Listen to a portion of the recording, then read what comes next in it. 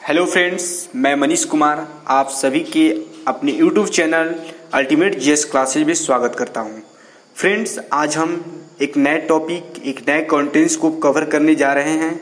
जो आज का हमारा टॉपिक होने वाला है वह एक बहुत स्पेशल, एक बहुत खास टॉपिक है। खास और स्पेशल ये टॉपिक इसलिए है क्योंकि जो इस टॉपिक से क्वेश्चन पूछे जाते हैं वह खासकर एडमिनिस्ट्रेशन बेस एग्जाम जैसे क्वेश्चन में पूछे जाते हैं। अर्थात ये जो सिविल एग्जाम जैसे एग्जामिनेशन में इस क्वेश्चन को ज़्यादा आस्क किया जाता है, पूछा जाता है।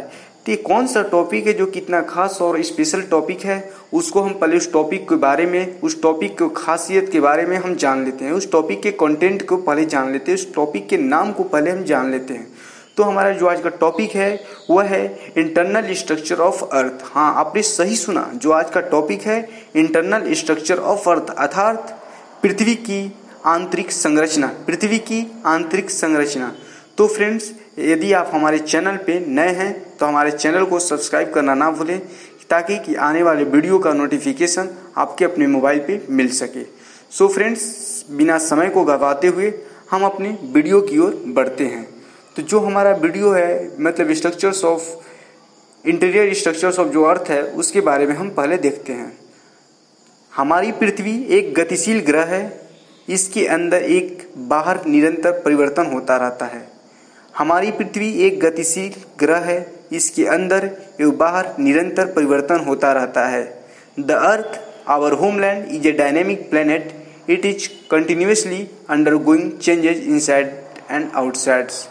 फ्रेंड्स, इस लाइन के जरिए आप तो जान ही गए होंगे कि हमारा ग्रह कैसा है। तो जो हमारी पृथ्वी कैसी है, तो हमारी जो पृथ्वी है एक गतिशील ग्रह है। जो हमारी पृथ्वी है एक डायनेमिक प्लेनेट है। मतलब कि ये जो पृथ्वी है वो कभी रुकती नहीं है, कभी गति, हमेशा मोशन में रहती है, हमेशा गति में रहती है, क्यों हमेशा ये रोटेशन में, हमेशा रिवोल्यूशन करती रहती है। इसमें जो नेक्स्ट लिखा गया है कि इसके अंदर और बाहर निरंतर परिवर्तन होता रहता है। जो अर्थ के अंदर आंतरिक में या बाहर में जो होता है वो हमेशा परिवर्तन होता रहता है। हम इसका एग्जाम्पल के जरिए देखते हैं।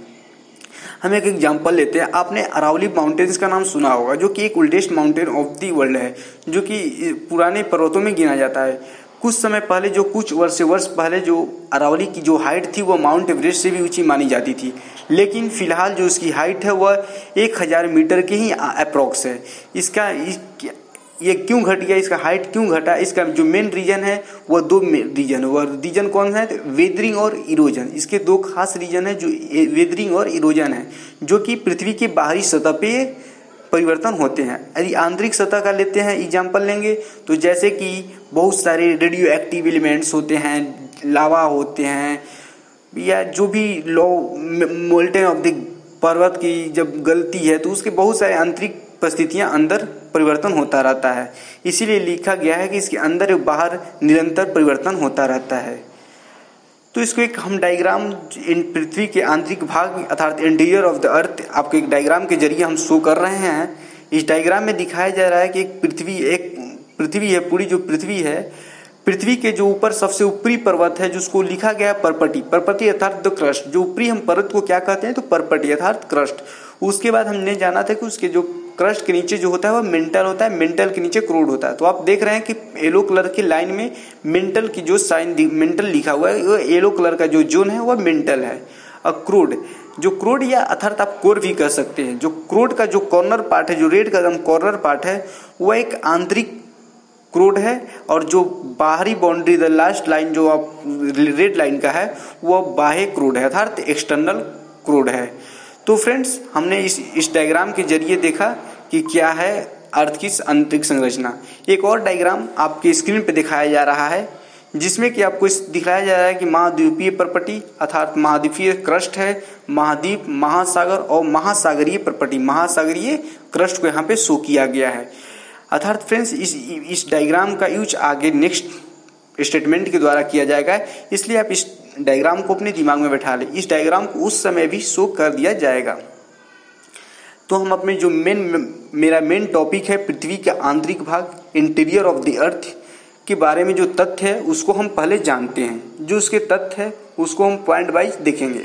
जो मेरा फर्स्ट पॉइंट है वह है पृथ्वी का सबसे ऊपरी सतह को परपटी कहते हैं। जो पृथ्वी की सबसे ऊपरी सतह है उसको परपटी कहते हैं। The upper most layer over the earth surface is called crust. हमने डायग्राम के जरिए अभी देखा है कि जो अर्थ की सबसे ऊपर की जो परत होती है, जो सतह होती है, उसे हम परपटी अर्थात क्रस्ट कहते हैं। जो हमारा नेक्स्ट स्टेटमेंट है, यह सबसे पतली परत होती है। जो परपटी होती है ये सबसे पतली परत होती है। पृथ्वी की हमने देखा कि 3 परत होती हैं, परपटी, मेंटल और क्रूड। जो मेंटल और क्रूड और जो परपटी, उन तीनों में से सबसे जो परपटी होती है वह सबसे थीन पतली परत होती है, अर्थात it is the thinnest of all the layers. जो हमारा नेक्स्ट पॉइंट है वह है यह महाद्वीपीय सन्नति में 35 किलोमीटर एवं समुद्री सतह केवल 5 किलोमीटर तक है। It is about 35 kilometre on the continental mass is only 5 kilometre to ocean floors. Friends, आपको स्क्रीन पे एक डायग्राम दिखाया जा रहा होगा। जो स्क्रीन पे दिखाया गया है महाद्वीपीय प्रपट्टी, महाद्वीप, महासागर और महासागरीय प्रपट्टी। यहाँ पे जो महाद्वीप प्रपट्टी है उसकी महाद्वीप जो क्रस्ट है उसकी हाइट को बताया जा रहा है। जो उसकी हाइट है वो, जिसकी मोटाई है वह है 35 किलोमीटर। और जो महासागरीय प्रपट्टी की जो हाइट है अर्थात जो उसकी मोटाई है, विथ है, उसका जो विथ है वो 5 किलोमीटर है। तो जो हमारा नेक्स्ट पॉइंट है वह है महाद्वीपीय सहित मुख्य रूप से मालिका और सिलिका और एल्युमिनियम जैसे खनिजों से बनी है। जो महाद्वीपीय सहित है, जो महाद्वीपीय हमारा जो अभी प्रॉपर्टी था वह किससे बनी है, तो सिलिका और एल्युमिनियम जैसे खनिजों से बनी है। The main mineral constitutes of the continental mass are silica and aluminium. इसलिए इसे हम Cl कहते हैं। मतलब जो महाद्वीपीय प्रॉपर्टी, महाद्वीपीय जो क्रस्ट होता है वह किससे बना होता है, सिलिका और एल्युमिनियम से बनता था। सिलिका को C लेते हैं और एल्युमिनियम के L लेते हैं, तो मतलब इसको हम शॉर्ट फॉर्म में Cl कह सकते हैं। जो महाद्वीपीय प्रॉपर्टी जो बनता है उसको किस चीज से बना होता है, तो वो Cl से बना होता है। अर्थात C मतलब सिलिका तथा L मतलब एल्युमिनियम कहा जाता है। इट इज दस कॉल्ड सिल, मतलब Si मतलब सिलिका एंड L मतलब एल्युमिनियम। जो नेक्स्ट पॉइंट हमारा है, महासागर की प्रॉपर्टी मुख्यतः सिलिका और मैग्नीशियम से बनी होती है। इसे सी में सिलिका तथा मैग्नीशियम कहा जाता है। जो महासागर जो प्रॉपर्टी थी, जो 5 किलोमीटर की जो विथ वाला जो प्रॉपर्टी था, जो क्रस्ट था, उसको हम सीमे कह सकते हैं, क्योंकि जो ये बना होता है सिलिका और मैग्नीशियम से बना होता है। The oceanic crust mainly consist of silicons and magnesium. It is therefore called Seema, that is to say silica and magnesium। जो हमारा नेक्स्ट पॉइंट है, 7th पॉइंट है, उसे हम देखते हैं। जो हमारा नेक्स्ट और 7th पॉइंट है उस क्या कहता है, प्रॉपर्टी के ठीक नीचे मेटल जो 29,000 किलोमीटर की गहराई तक फैला है। Just beneath the crust is the mantle which extend up to depth to 22,900 kilometre below the crust। अभी हम एक डायग्राम के जरिए जो ऊपर हमने पढ़ा था, जो अर्थ का जो डायग्राम देखा है कि क्रस्ट के बाद जो मेंटल आता है, जो क्रस्ट के जो नीचे की जो मेंटल की जो डिस्टेंस होती है, जो मेंटल की जो पूरी डिस्टेंस होती है, जो हाइट होती है, जो विड्थ होती है, वह कितनी होती है, तो 29,000 किलोमीटर अर्थात 2,900 किलोमीटर टोटल गहराई होती है, डेप्थ होती है। जो नेक्स्ट पॉइंट है, इसकी सबसे आंतरिक परत कोर जिसकी त्रिज्या लगभग 3500 किलोमीटर है। The inner most layer of the core with the radius about 3,500 kilometre. हमने सबसे आंतरिक लेयर को क्या पढ़ा था, क्रोड पढ़ाता था। क्रोड की जो रेडियस है, जो त्रिज्या वह कितनी है, वह 3500 किलोमीटर है।